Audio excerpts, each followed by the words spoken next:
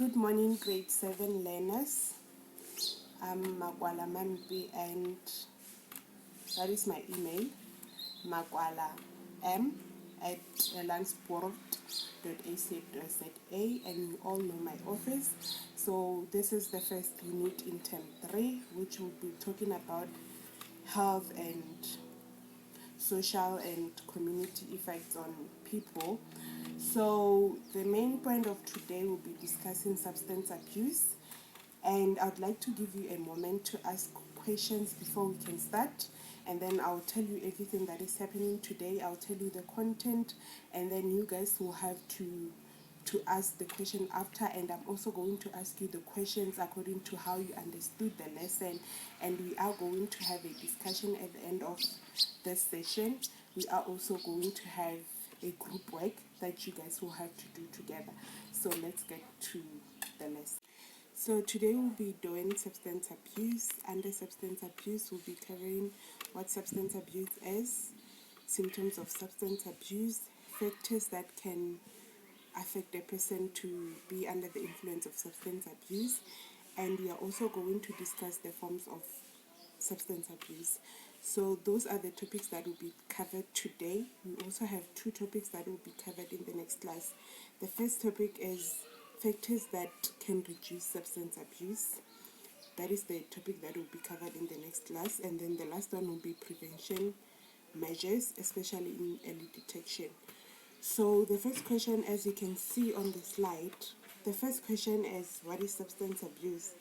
So when we talk about substance abuse, we are referring to the overuse of an addictive substance. It can either be a drug or rather alcohol that will lead to substance abuse. Now, substance abuse can affect a person whether mentally, physically, or rather emotionally, and the person is unable to stop using the drugs. That is why we call it substance abuse. And we also have forms of substance abuse, which is alcohol, drugs, marijuana, or rather a prescribed medication, or it can be nicotine or rather a cigarette. So we also have factors that contribute to people taking substances or taking addictive substances, if I may say that. So the question is, what are those factors? The first one is, we have intrapersonal factors, and then we have interpersonal factors. When we talk about intrapersonal factors, we are referring to conditions whereby someone inherited. It can be inherited from a previous generation, or it can be due to certain diseases such as depression or rather anxiety. And then we also have those that are in early exposures, and for some people they don't even know what substance abuse is, so they misunderstand the concept of substance abuse.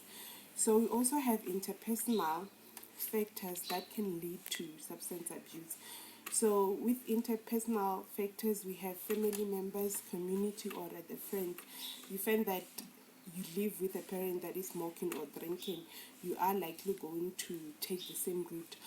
Or rather, if the substances is easily accessible, then that is where the community comes in. Or if the community is not doing anything about the substances that kids get in their neighborhood.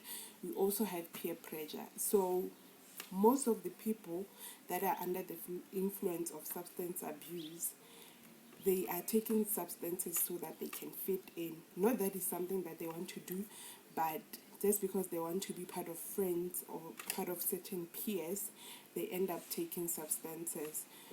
So we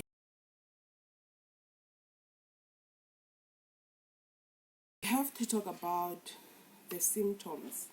When we talk about the symptoms, how can you tell if a person is taking addictive substances? So there's surely a change in appearance, or rather a change in behavior, as you can see in the next slide. So when it comes to a change in appearance, the first one is the person loses weight due to loss of appetite.